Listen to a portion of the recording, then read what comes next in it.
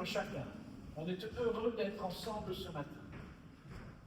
Et donc, je voudrais quand même vous remercier aussi, parce que pendant déjà plusieurs semaines, donc on a aussi transmis que dans notre famille, donc la maman de Christine passait justement un moment d'hospitalisation, et puis ensuite il y aura un traitement de radiologie. Et donc, cette semaine, nous avons encore prié pour plusieurs choses. On était quelques-uns, et donc nos réunions se font par Zoom, et cette semaine, on était assez nombreux, et la réunion de Zoom s'est terminée un peu plus tôt que... Donc on devra prolonger notre réunion de Zoom de prière, et on a prié pour différents sujets. On était aussi, donc je remercie les frères et sœurs justement pour cette demande de prière vis-à-vis de notre famille. On était aussi très heureux parce que justement les parents sont là, mais on a évoqué également leur enfant Benjamin, que vous connaissez. Et cette année, il est parti en camp avec un de ses copains, et justement, on a eu l'information que ce copain avait donné son cœur au Seigneur Jésus. Alors, ce qu'il faut savoir aussi, c'est que les camps d'été, il y a quand même de nombreux camps. On sait que du côté de Matania, il y avait à peu près 200 jeunes, et tous ne sont pas chrétiens. Certains ont donné leur cœur au Seigneur Jésus. Du côté de l'action biblique, justement, il y avait aussi 200 jeunes, et c'est toute une préparation. Donc, on a une partie de notre famille, justement, qui est occupée, là, aujourd'hui, sur le camp des Contamis, donc dans les Alpes, parce que, bon, les camps, il faut les faire, il faut trouver plein de monde, il faut aussi entretenir les locaux, donc il faut penser à tout cela, et là, c'est la fermeture, là, maintenant, on est plutôt dans la fermeture des camps, et donc, qui dit fermeture, c'est aussi l'organisation pour tout ranger, etc. Et il faut savoir qu'il y a des frères et sœurs qui s'occupent de ça, et vous priez justement pour ces différentes tâches, aussi bien pour les jeunes, les enfants, mais aussi pour l'organisation de ce camp. Et on est très heureux, et on pousse régulièrement, on pousse les familles en disant, chaque année, mettez vos enfants dans des camps, c'est une très bonne expérience. Une expérience, et aussi, c'est un moment aussi où l'enfant justement se donne à Dieu. Donc c'était une petite information sur les camps. La semaine dernière, nous étions justement sur le psaume 99, et on n'avait pas tout à fait terminé justement cette étude sur ce psaume 99. Et donc cette semaine, je voulais justement revoir le psaume 99, et justement détailler encore quelques éléments de ce psaume 99. Les psaumes sont quelque chose vraiment magnifique. Il y a différents types de psaumes, des psaumes de louanges, des psaumes royaux, des psaumes enfin il y a différents types de psaumes. Et cette semaine, je regardais en fin de semaine, il y a une communauté aux États-Unis, ils avaient passé 1 an à lire tous les psaumes, à étudier tous les psaumes. Et c'est aussi un challenge pour vous. Vous pouvez, sur une année, là, on est justement dans une nouvelle période. Les enfants vont reprendre un nouveau cycle scolaire, une nouvelle année scolaire. Les enfants vont passer d'une classe à une autre. Et c'est aussi le moment de se dire, cette année, donc à partir de septembre jusqu'à juillet ou juin en 2026, je passe mon temps d'études sur telle chose, même si je lis tous les jours un passage, je passe un temps pour étudier le psaume. Et c'est vrai que les psaumes c'est facile à lire, et c'est aussi très encourageant. J'avais une maman qui était très soucieuse. Bon, elle avait passé des choses difficiles avec la guerre, etc. Et ma grand-mère, elle disait à ma maman, toutes les deux femmes vivaient ensemble, elle disait, lis les psaumes, tu verras, les psaumes vont t'encourager dans la journée. Et c'est vrai que les psaumes, c'est des moyens, c'est des petits passages qui nous encouragent dans la journée. Vous pouvez mettre une alerte, je vois Samuel, je vais mettre des alertes, voilà, prière ou une lecture, vous pouvez mettre une alerte, voilà, je vais lire un psaume pendant quelques minutes. Et je pense que ces psaumes, c'était vraiment un livre merveilleux. Il y en a 150, hein, mais c'est bien justement de revoir ces psaumes. Et donc, dans la période des vacances, nous aussi, en fin d'année, on passe du temps justement sur ces psaumes. Et nous allons relire le psaume 99. Je ferai une petite synthèse parce que plusieurs n'étaient pas là dimanche passé, donc je ferai une petite synthèse et on va continuer dans cette lecture du psaume 99. Le psaume 99, j'ai un intitulé, c'est Dieu le roi juste et saint. Et nous avons déjà parlé ce matin de la sainteté de Dieu. L'Éternel, il est dit au verset 1, l'Éternel règne, les peuples tremblent, il est assis sur les chérubins, la terre chancelle. L'Éternel est grand dans Sion, il est élevé au-dessus de tous les peuples. Qu'on célèbre ton nom grand et redoutable. Il est saint. On célèbre la force du roi qui aime la justice. Tu affermis la droiture, tu exerces en Jacob la justice et l'équité. Exaltez l'Éternel notre Dieu et prosternez-vous devant son marchepied. Il est saint. Moïse et Aaron parmi ses sacrificateurs et Samuel parmi ceux qui invoquaient son nom, invoquèrent l'Éternel et il les exauça. Il leur parla dans la colonne de nuée. Ils observèrent ses commandements et la loi qu'il leur donna. L'Éternel, Éternel, notre Dieu, tu les exauças. Tu fus pour eux un Dieu qui pardonne, mais tu les as punis de leurs fautes. Exaltez l'Éternel, notre Dieu, et prosternez-vous sur la montagne sainte, car il est saint, l'Éternel, notre Dieu, est saint. Et donc, dimanche passé, c'est ce que l'on a vu, et c'est ce que l'on a entendu aussi ce matin par un autre passage dans Ésaïe, ce Dieu trois fois saint. Et cette notion, il est saint, c'est bien positionné. Donc au verset 3, il est saint. Au verset 5, il est saint. Et au verset 9, il est saint. C'est un Dieu trois fois saint. Notre Seigneur Jésus est aussi saint. Nous l'avons vu donc la semaine dernière. Il est dit lorsque c'est Dieu qui a transmis ça à Marie. Le Seigneur Jésus qui arriva, nous avons lu dans Luc 1, verset 35, il est dit, c'est pourquoi le saint enfant qui naîtra de toi sera appelé Fils de Dieu. Jésus naquit de la Vierge Marie. Et Jésus-Christ doit aussi naître en chacun de nous. La notion de sainteté n'est pas une option comme dans une voiture où on prend une option. Dieu est saint, Jésus-Christ est saint, et nous les chrétiens devons justement partir sur cette voie de sainteté. Ce n'est pas une option. Il est important justement que le Seigneur Jésus doit aussi naître en chacun de nous pour manifester sa vie, pour manifester sa communion avec le Père. Comme il y a un autre passage qui dit, comme celui qui vous a appelé est saint, vous aussi, c'est des recommandations de la parole de Dieu, vous aussi soyez saints dans toute votre conduite. C'est 1 Pierre 1, 15. La parole de Dieu, comparée par le Seigneur à une semence vivante, nous aide à déraciner, à démolir tout ce qui n'est pas saint en nous, à détruire tout ce qui n'est pas conforme à cette sainteté divine. Ce n'est pas quelque chose qui se fait d'un seul coup, ça se fait par étapes, tout au long de notre vie chrétienne, lorsqu'on se donne au Seigneur Jésus, c'est un objectif de sainteté. Et tout ce que nous faisons sur la terre, c'est des choses, c'est des premières expériences, mais ces expériences servent aussi pour lorsqu'on sera au ciel.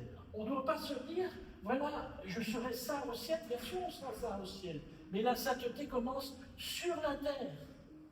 Et donc, Dieu connaît aussi, nous avons vu, c'est un Dieu grand, c'est un Dieu qui est puissant, élevé. Et donc, ces mots sont précis, grand, élevé. Et il aime la justice. Et Dieu connaît la source de tous les maux. Il ne s'attaque pas aux symptômes, mais va directement à la racine de nos péchés, à la racine, et la racine se situe dans notre propre cœur. Et nous devons laisser Dieu justement purifier nos êtres, et nous devons prier dans ce sens-là. Ce Dieu saint, nous voulons justement suivre cette notion de sainteté. L'autre point que nous avons évoqué la semaine passée, c'est aussi cette notion de juste. C'est un Dieu juste. Et il est dit donc dans ce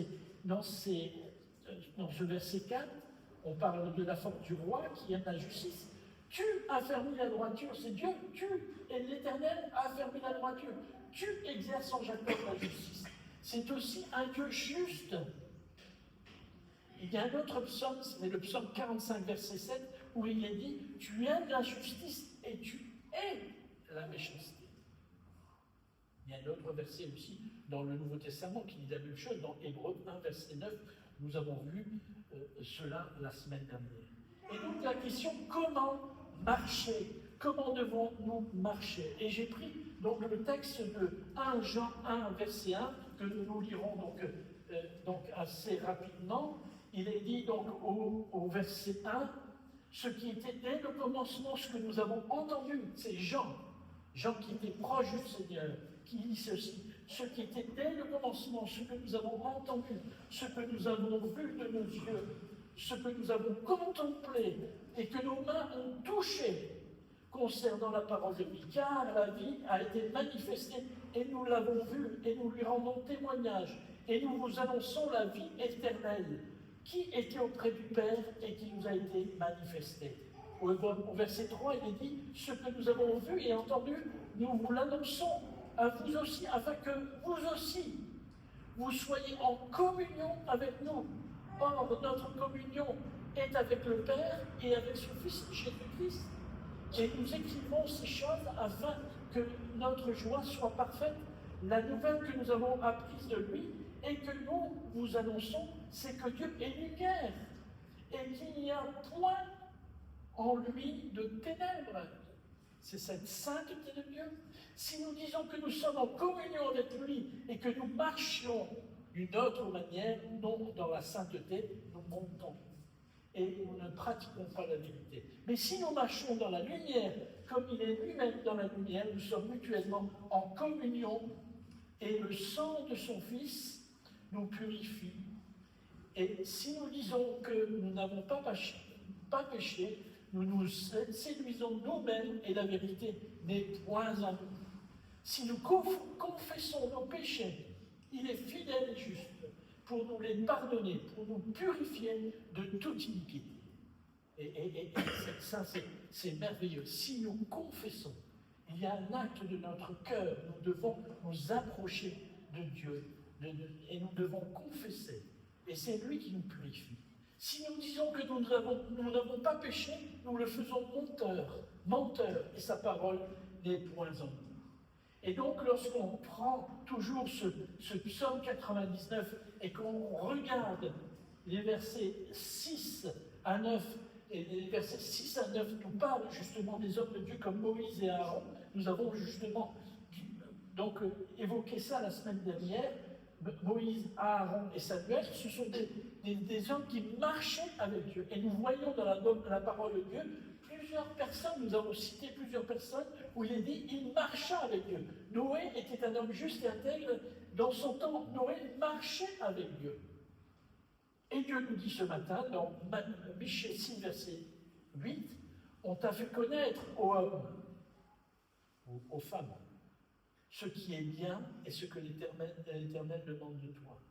C'est que tu pratiques la justice, que tu aimes la miséricorde et que tu marches humblement avec ton Dieu.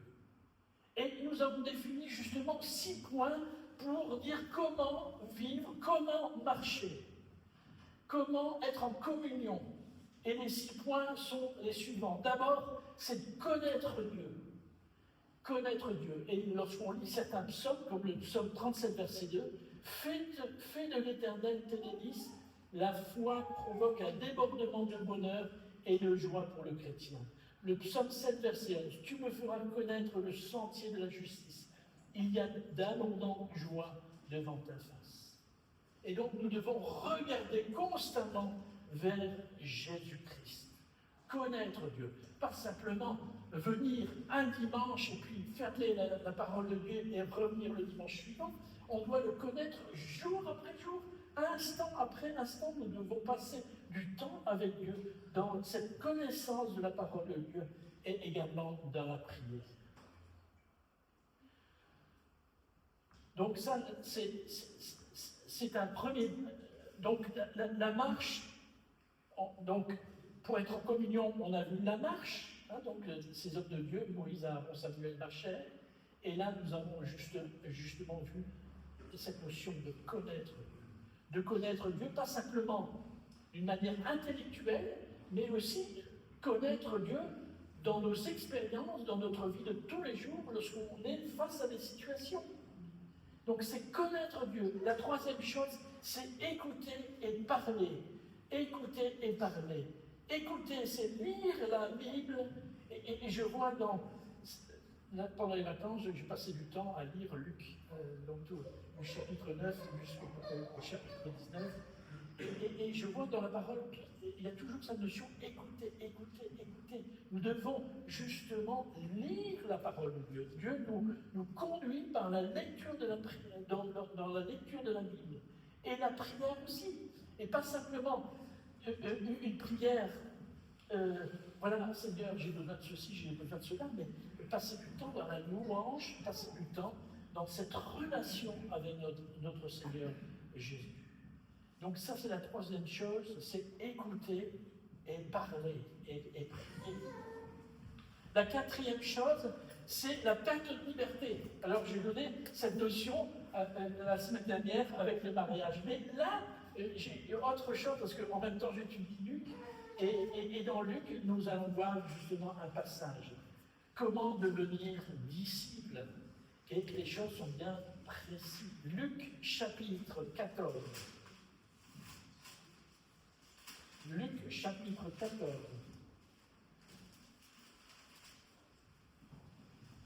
Verset 25 à partir du verset 25. Luc, chapitre 14, à partir du verset 25. Et moi, dans ma Bible, il y a un petit mot au-dessus de ce verset 25, et c'est marqué les conditions nécessaires pour être disciple. Comment devenir disciple? Et le Seigneur Jésus est en route dans ces chapitres du verset 9 au verset 19. Il est en route vers Jérusalem. Il sait qu'il va mourir. Et il donne certaines indications. Et il est dit, de grandes foules faisaient route avec Jésus.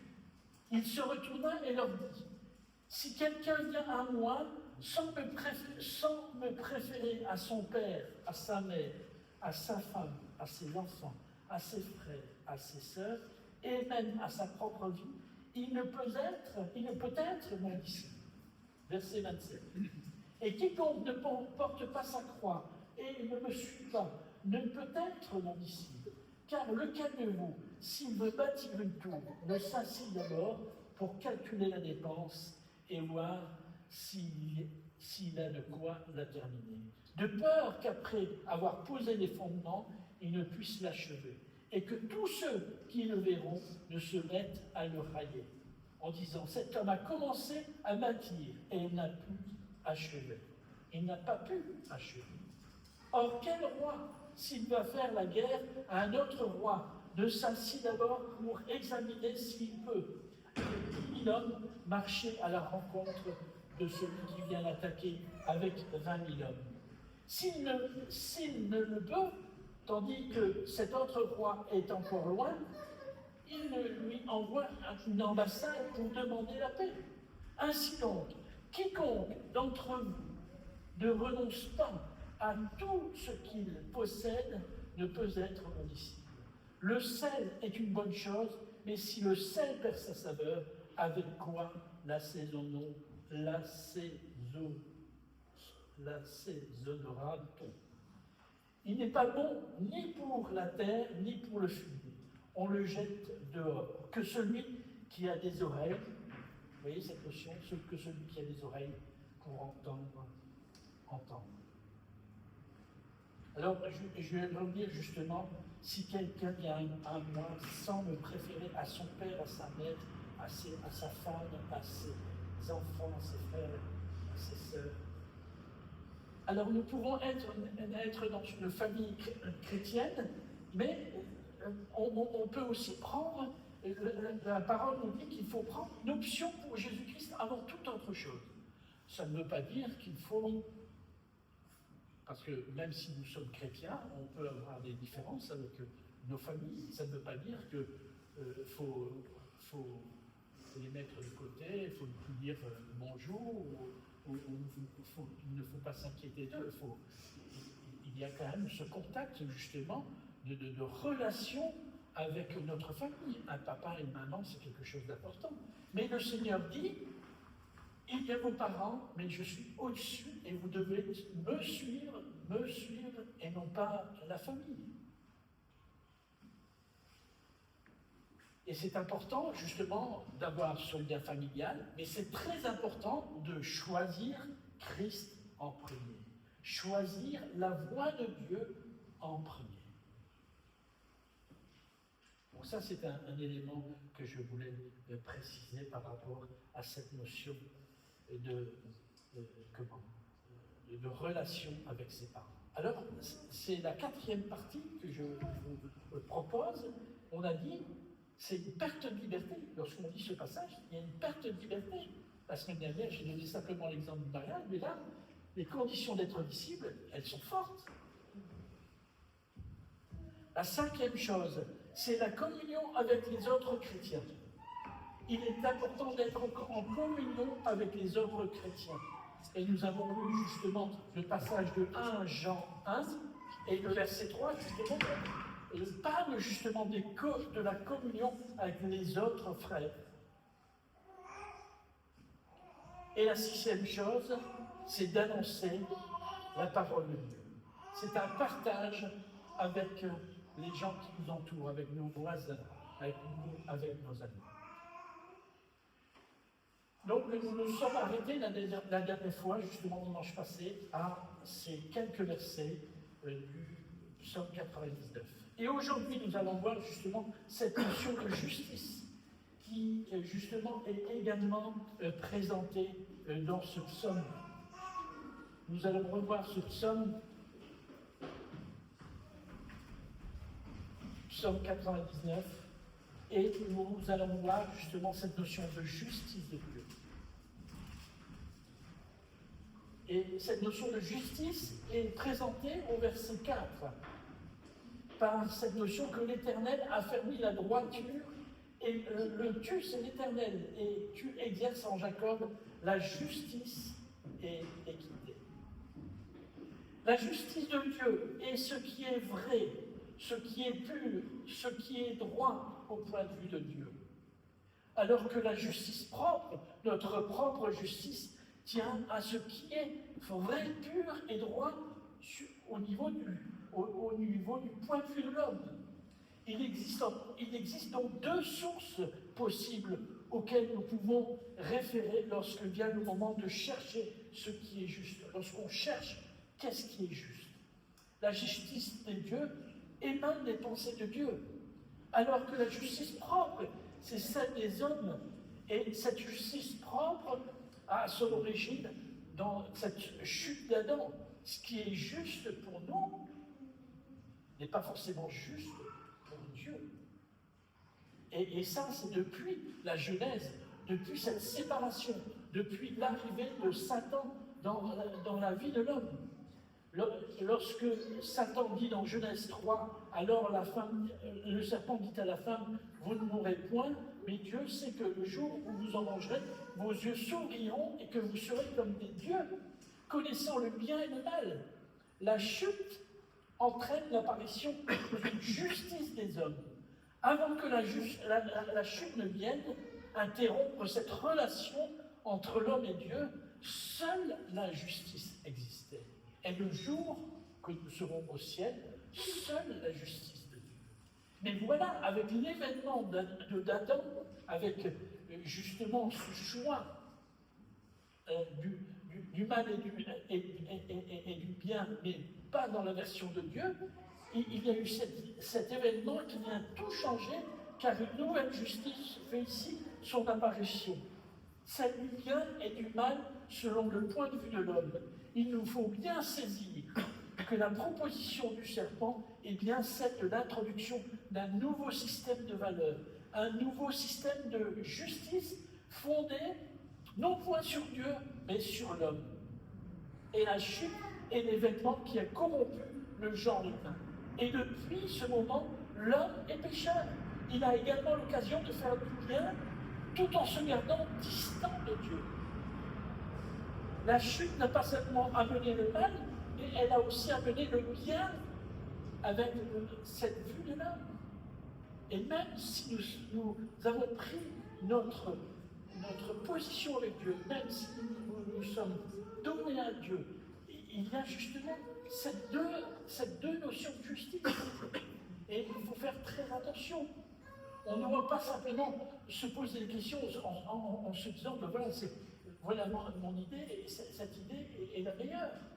C'est quelque chose à examiner avec Dieu. C'est quelque chose où il faut prier pour savoir quelle orientation prendre. Et c'est ce qui s'est passé justement avec les pharisiens, avec les hommes religieux de l'époque du Seigneur Jésus. C'est là qu'on voit toutes les différences entre la vue de Jésus-Christ qui était sur terre et la vue des hommes religieux, des pharisiens sur terre. Ils étaient en opposition. Il y avait des frictions.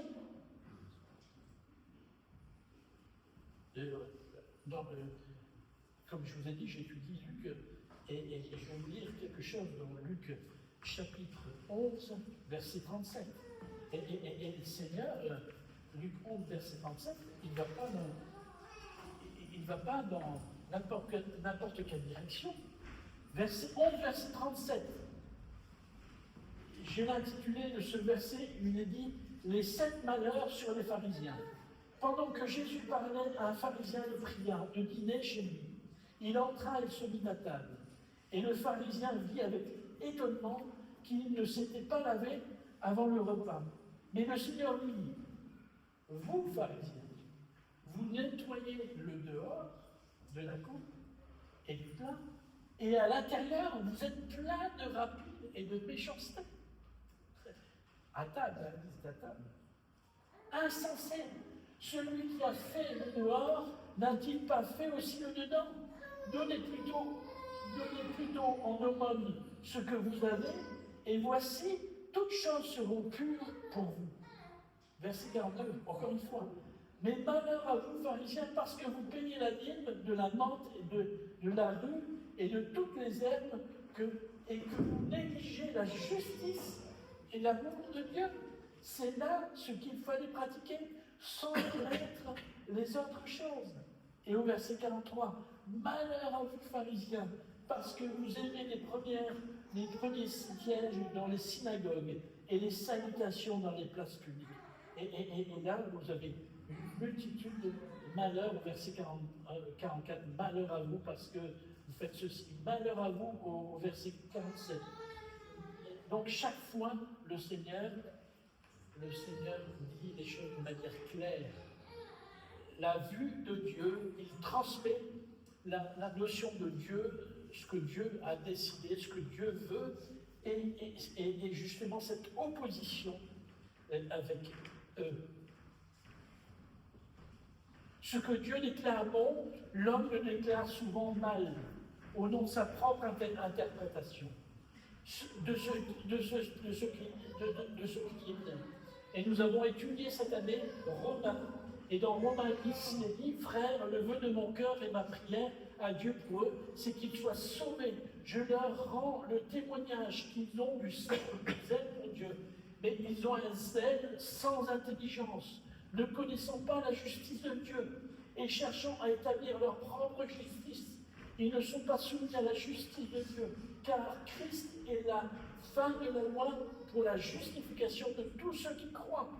Les Juifs du temps de Jésus connaissaient mieux que quiconque la parole de Dieu. Et pourtant, cela ne les a pas empêchés de tomber dans le piège de leur propre justice. Cette justice qui vient d'Adam, cette justice qui vient du malin. Et les conséquences de cette justice propre. La propre justice de l'homme est le fondement premier de toutes les erreurs humaines. De toutes les erreurs humaines. Pour les Juifs, cette erreur a fait en sorte qu'ils ont crucifié le Seigneur. Comprenons bien que si nous sommes dominés par notre propre justice, nous écarterons aussi Jésus de nos vies. Non pas d'une manière consciente, mais bien d'une manière subtile. Nous obéirons d'abord à nos propres impressions.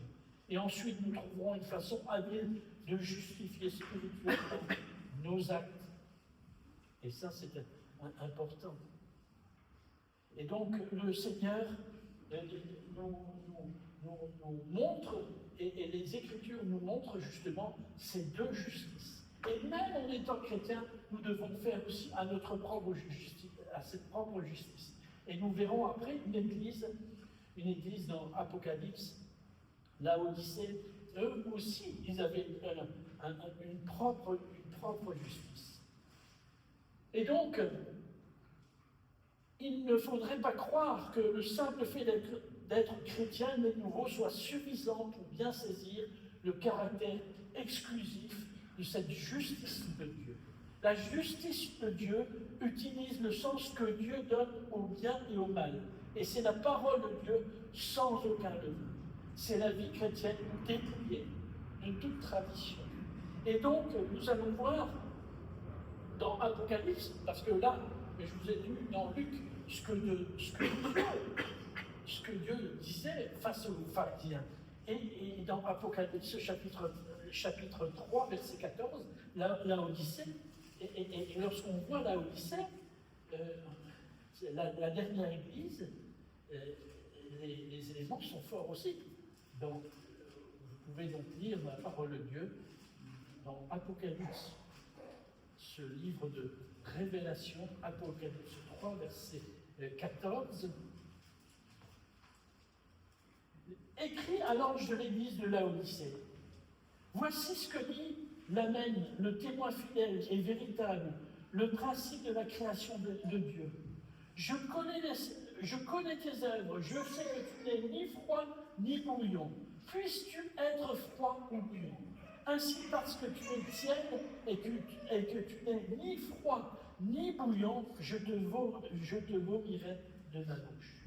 Parce que tu dis, je suis riche, je me suis enrichi, et je n'ai besoin de rien. Et parce que tu ne sais pas que tu es malheureux, tu es misérable, tu es pauvre, tu es aveugle et tu es nu. Et lorsqu'on voit Laodicée, lorsqu'on regarde Laodicée dans cette ville de Laodicée, ce qu'il faut savoir, c'est que c'est une ville une grande ville qui était au carrefour, et donc au carrefour du Moyen-Orient, des pays autour de la Méditerranée, mais aussi de l'Asie. Et donc, c'est une ville qui était riche parce que, d'abord, sur le plan financier, ça m'a fait penser, je veux dire, quand j'ai lu ça, et quand j'ai étudié ça, ce qui est impressionnant, c'est que c'était une ville financière très importante. Mais je me suis dit, alors, c'est comme nos villes modernes, les grands pays financiers, la Suisse, le Luxembourg, Londres, là, c'est des grandes places financières. Donc, c'était une grande place financière, Laodicée. Et ils étaient riches aussi parce que sur le plan médical, ils étaient très forts sur le plan médical parce que il est dit dans cette parole,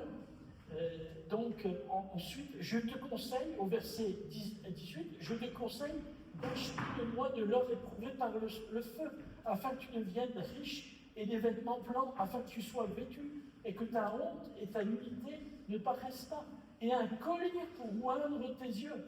Et c'était c'était une région, c'était une ville qui, sur le plan médical, était très forte, très puissante.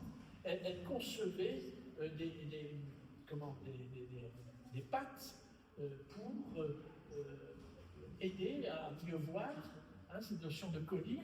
Et le Seigneur Jésus, il prend toutes les caractéristiques de cette ville, de cette église, et il relie les choses. Il relie les choses. Tu es ni froid ni doux. Alors c'est assez extraordinaire parce qu'en même temps, il n'y avait pas de source d'eau à Laodicée, mais à Colosse, il y avait des sources d'eau, il y avait des sources d'eau froide, et un peu plus loin, il y avait des sources d'eau chaude. Mais donc ils avaient des conduits tout en pierre, assez importants, de 1 mètre de diamètre, qui conduisaient justement l'eau vers Laodicée.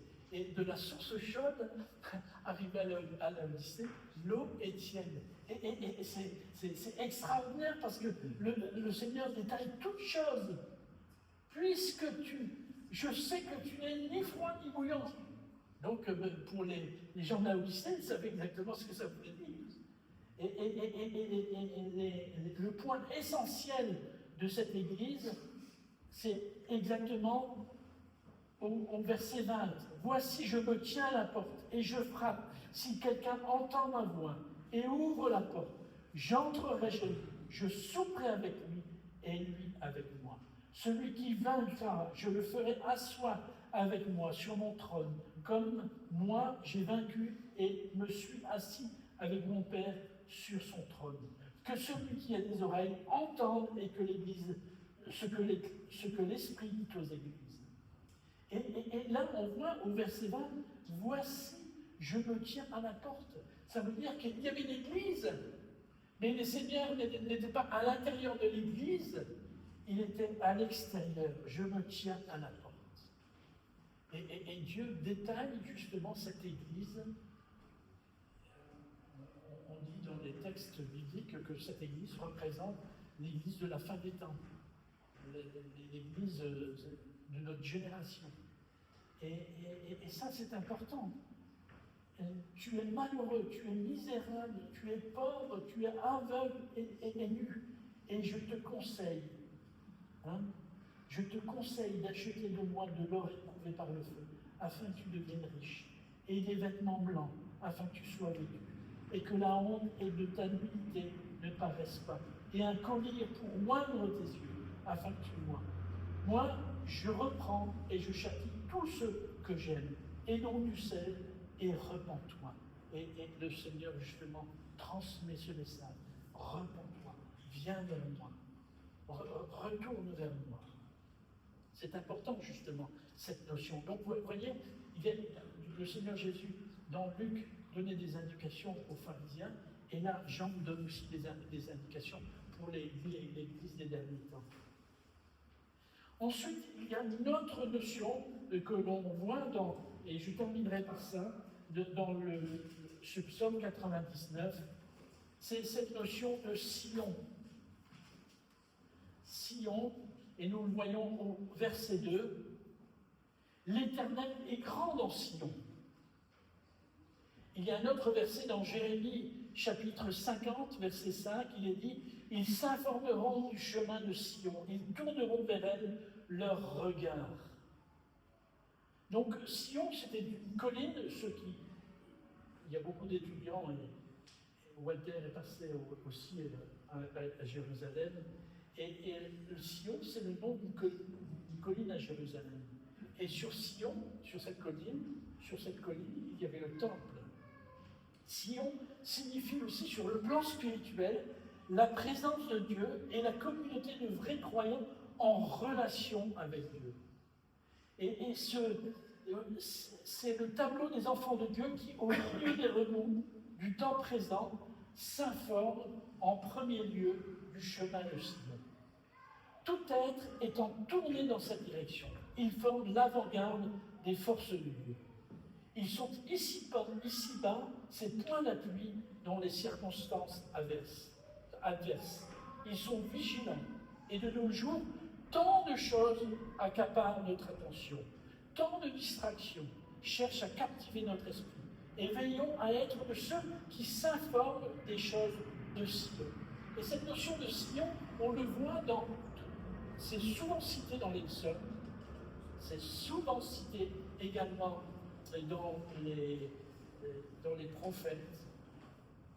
Il est dit dans Apocalypse, ils s'informeront du chemin de Sion, ils tourneront vers elle leur regard. Et un autre psaume, il est dit, leur force augmente la marche, ils se présentent devant le Dieu de Sion. Et donc, on revient justement à cette notion de Sion. Sion signifie la sainteté, ce qui est en relation avec Dieu, et aussi en relation avec les chrétiens, avec les vrais chrétiens qui veulent suivre Dieu. Il y a quelques livres là au fond, mais il y a un livre que j'aime beaucoup, que j'ai lu quand j'étais plus jeune. C'est un livre de Ralph Challis. Et le nom de ce livre, si tu veux aller loin, de Ralph Challis. Et donc, c'est un livre qui nous montre aussi qu'il faut justement que nous puissions marcher avec Dieu. Il faut aussi que nous devons faire confiance complètement au Seigneur Jésus. Et là, comme exemple, pour terminer, j'aime bien l'exemple de Hudson Taylor. J'ai lu cette semaine une petite information là-dessus. Hudson Taylor, c'est un des premiers missionnaires chrétiens à pénétrer la Chine en 1854. Il avait une foi exceptionnelle. Il a fait l'expérience que Dieu, dans son amour, sa puissance, sa fidélité, est capable de nous délivrer de toute situation, même les situations les plus difficiles. Quel repos d'esprit quand on laisse à Jésus-Christ la direction de sa vie. Et je vous conseille de lire justement sa biographie. Et dans sa biographie, il y a des échanges entre Hudson Taylor et les chrétiens. Et je vais vous lire ce que Hudson Taylor dit. Je crois maintenant que les luttes, les efforts, les aspirations, l'attente de jours meilleurs ne sont pas le vrai moyen de parvenir au bonheur, à la sainteté, à la vie utile. Le plus saint est celui qui possède le mieux Christ au-dedans de lui et qui se réjouit le plus complètement dans son œuvre à lui. Se reposer, non pas faire des efforts ou se débattre, c'est regarder à Jésus. C'est de se confier en lui à chaque instant. Et même si nous fautons, même si nous avons des difficultés, allons vers le Seigneur Jésus. Se confier en lui pour vaincre. Se reposer sur l'amour d'un Sauveur tout-puissant dans la joie d'un salut complet, de la délivrance de tout péché. Il ne s'agit pas de lutter pour avoir la foi, mais de regarder à celui qui seul est fidèle et de lui faire une entière confiance à Jésus-Christ. Et j'ai trouvé ce texte magnifique de Hudson Taylor. Il y a un autre, pour conclure, il y a un autre élément que Spurgeon disait.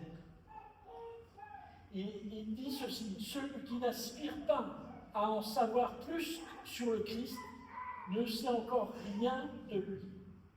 Celui qui a bu ce vin aura soif de plus, car bien que Christ le rassasie, c'est cependant une telle satisfaction que l'appétit n'est pas écœuré, mais aiguisé. Si vous connaissez l'amour de Jésus comme le cerf soupire après les ruisseaux, ainsi vous soupirez après de plus profondes gorgées de son amour. Si nous ne désirons pas mieux le connaître, alors nous ne l'aimons pas, car l'amour crie toujours plus près, plus près, plus près. L'absence de Christ est un enfer. Mais la présence de Jésus, c'est le ciel. Ne nous reposons donc pas sur une connaissance, ne nous reposons donc pas sans une connaissance croissante de Jésus. Il faut connaître Dieu parfaitement, apprendre à l'étudier, à prier, à le lire dans la parole de Dieu, et il interviendra dans notre vie. Cherchons à mieux le connaître dans sa nature divine. C'est pour ça qu'on a lu ce psaume, sur la Sainte Écriture. Cherchons Dieu à le connaître dans sa nature divine, dans ses relations humaines. C'est tout l'évangile, cette relation avec l'être humain. Dans son œuvre achevée, dans sa mort, dans sa résurrection, dans sa glorieuse intercession actuelle et dans son futur avènement royal. Demeurons fermement près de la croix et sondons le mystère de ses plaies. Un accroissement de l'amour pour Jésus et une appréhension plus parfaite de son amour pour nous est l'une des meilleures épreuves de la croissance dans la grâce. Et je terminerai par ce verset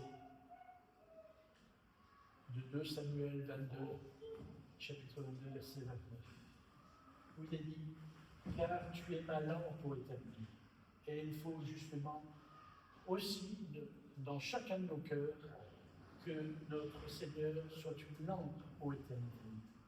Et l'Éternel fait resplendir mes ténèbres. C'est le seul chemin, Jésus-Christ. Regardez à Jésus-Christ. Que Dieu puisse vous bénir au cours de cette semaine. Nous avons cité justement